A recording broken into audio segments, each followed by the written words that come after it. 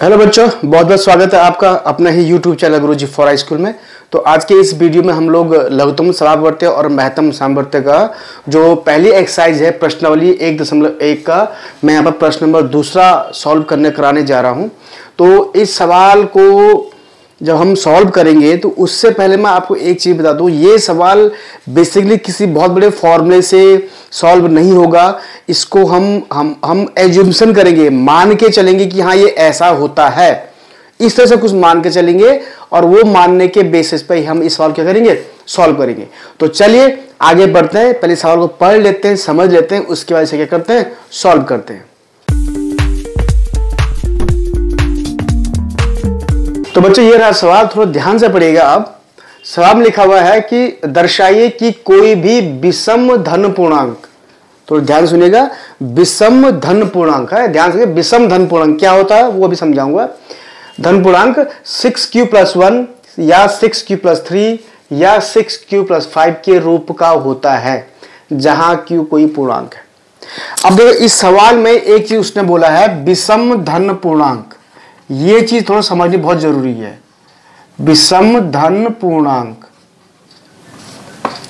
विषम धन पूर्णांक क्या होता है, मैं बहुत बड़ी परिभाषा नहीं बताऊंगा, आपको पता है ही।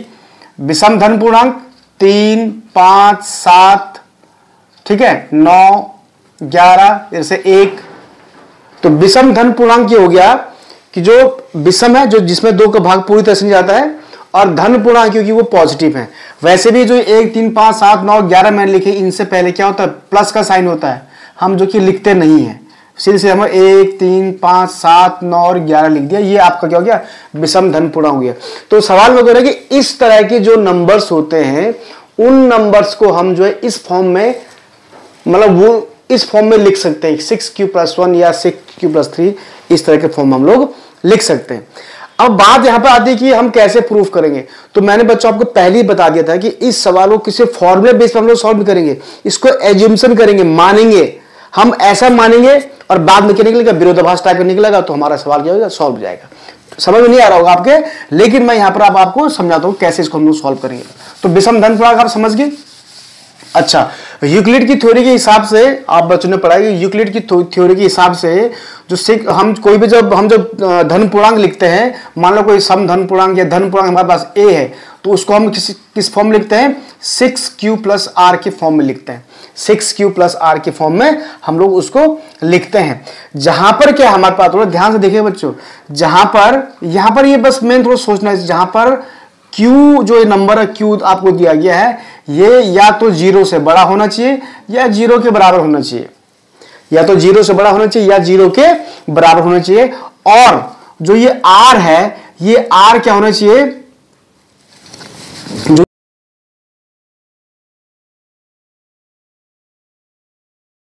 जो ये r है, ये r क्या होगा आपका, या तो 0 से छोटा होना चाहिए या 0 के बराबर होना चाहिए, या 6 से छोटा होना चाहिए, ये 6, ठीक है। यहां पर 6 इसलिए रखा गया है, ये 6q+r के फॉर्म हमको निकालना है, तो इसलिए इसको इंटेंशन लेके चलेंगे। अब देखिए, अगर हम q बराबर 0 से बड़ा, अब 0 से बड़ा क्या होता है, 1, 2, 3, 4, या 0 के बराबर हो वो लेके चलेंगे। तो अगर माना अगर मैं q बराबर 0 ले लूं, सॉरी हाँ, q को अगर मैं 0 के बराबर ले लूं और r को भी 0 के बराबर ले लूं, तो a बराबर हो जाएगा 6 × 0 + 0, तो ये टोटल 0 आएगा। तो इसको फिलहाल हमें लेना ही नहीं फिलहाल, ठीक है। अच्छा, अब मैं यहां पर अगर मैं ले लूं q बराबर 1, क्योंकि 0 से बड़ा है, बड़ा 1 है, और r भी क्या है, या तो 0 से छोटा होना चाहिए या फिर 0 के बराबर होना चाहिए, या 6 से छोटा होना चाहिए। अब 6 से छोटा होना चाहिए का मीनिंग क्या है, 6 से छोटा यानी कि 5, 4, 3, 2, 1, ये r के मान हो जाएंगे। तो यहां पर क्या, अगर मैं r के मान ये ना 5, 4, 3, 2, 1 और ये 0, इधर ये मान वो 0 के बराबर आ गया ना अपना भी। तो ये मैं मान लेके चल रहा हूं। तो अगर मैं q बराबर 1 लेके चलूं, r बराबर भी 1 लेके चलूं, तो ध्यान से देखिएगा, तो a बराबर हो जाएगा 6 × 1 + 1, तो ये कितना हो जाएगा, 6 एकम 6 1 7 हो रहा। तो ध्यान से देखिए, यदि अगर मैं 2 लेके चलूं, तो a बराबर 6 × 2 + 2, 6 दूनी 12, 2 14। ये मैं 3 लेके चलूं तो 6 इंटू, मतलब यहां पर मैं 3 लेके क्या चल रहा हूं, Q का मान भी 3 और R का मान भी 3, क्योंकि R का मान भी 3 यहां पर है, ठीक है। और Q क्या है, 0 से बड़ा है, तो 0 से बड़ा 3 भी होता है। तो 6 इंटू 3 इंटू प्लस 3 कितना हो जाएगा, 6 3 18 3 21। यहां पर आप एक चीज गौर से कीजिए, अगर एक और मान में लेके चलो तो 6 इंटू 4 प्लस 4 तो कितना होगा, 6 को 24 4 28। अच्छा यहाँ पर अब आपको एक चीज नजर आ रही होगी, यहाँ पर थोड़ा ध्यान से दिखेगा, जब ए का मान हम लोग निकाल रहे हैं तो ए 7 निकल रहा है, ए 14 निकल रहा है, ए 21 निकल रहा है और ए आपका 28 निकल रहा है। आपको यहाँ पर एक चीज गौर करने वाली बात आपको नजर आ रही है, क्या है, आप देखिए यहां पर जो है ए जो है 7, यानी कि आप ये ए क्या है, विषम है। थोड़ा ध्यान देखिए, 14 क्या है, सम है क्योंकि 2 का भाग जाता है, 21 फिर क्या है, विषम है, ठीक है, और 28 फिर क्या है, सम है। तो यहां से एक बात हमारी ये समझ में आती है कि Q के किसी भी मान के लिए और R के किसी भी मान के लिए ए जो संख्या है वो सम भी हो सकती है और विषम भी हो सकती है। तो इसका अब यहां पर एक चीज आपको थोड़ा ध्यान से देखना होगा, जहां पर हमने देखो +1 वाला रखा तो वो विषम निकल रहा है, यानी कि 1 क्या आप एक विषम संख्या है, 3 भी क्या आपकी विषम संख्या है, इसके बाद फिर 5 करेंगे तो ये भी वही विषम निकलेगा। तो कहने का मीनिंग यह है कि अगर हम 6Q + 1 के रूप में लिखे तो संख्या निकलेगी विषम, विषम जो संख्या निकलेगी वो क्या निकलेगी, विषम निकलेगी, धनात्मक निकलेगी, ठीक है।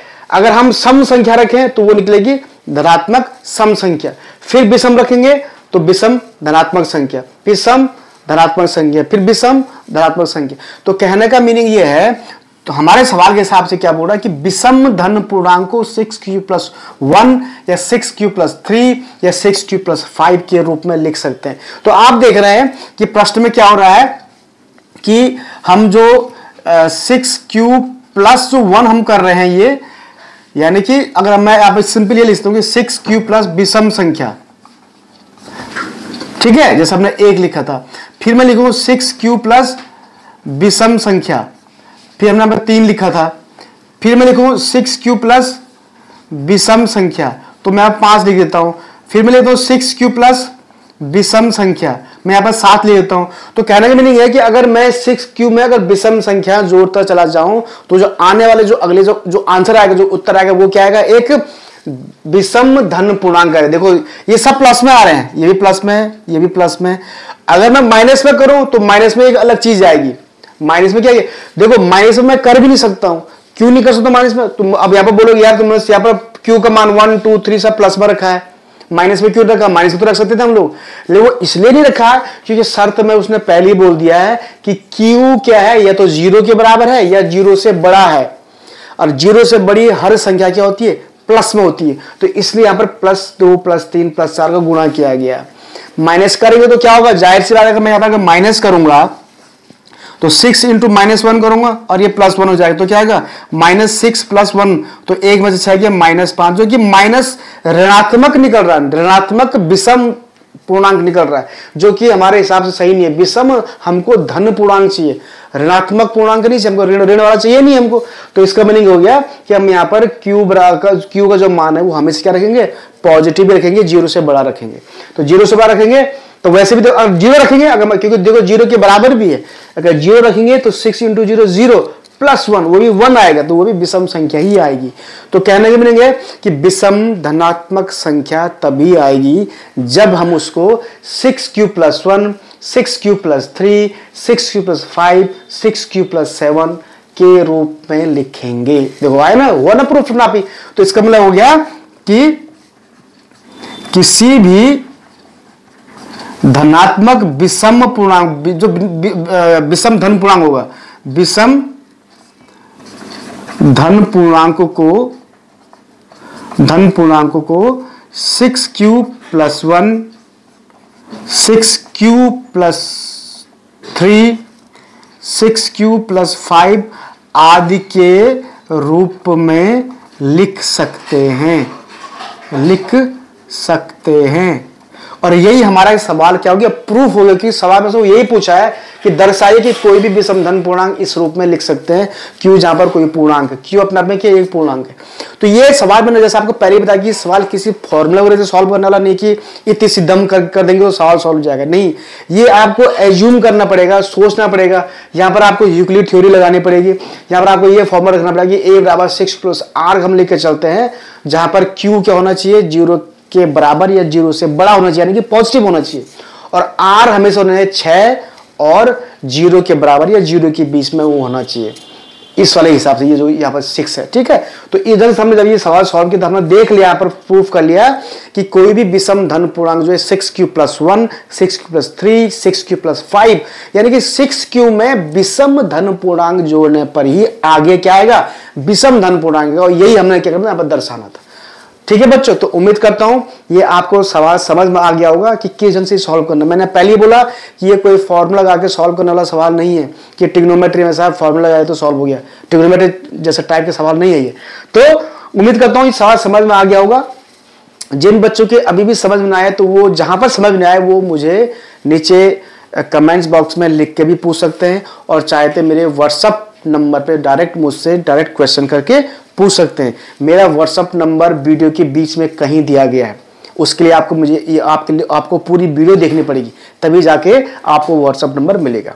तो बच्चों उम्मीद करता हूं पसंद आए तो लाइक कीजिए, शेयर कीजिए, और जिन बच्चों ने अभी चैनल को सब्सक्राइब नहीं किया है उस चैनल को जरूर सब्सक्राइब कर दें, ताकि आने वाले टाइम में हमारी जितनी वीडियोज है आप तक पहुंच जाए। ठीक है, जल्दी मिलूंगा एक नए वीडियो में एक नए क्वेश्चन और नए ज्ञान के साथ, तब तक मुझे अनुमति दीजिए, धन्यवाद।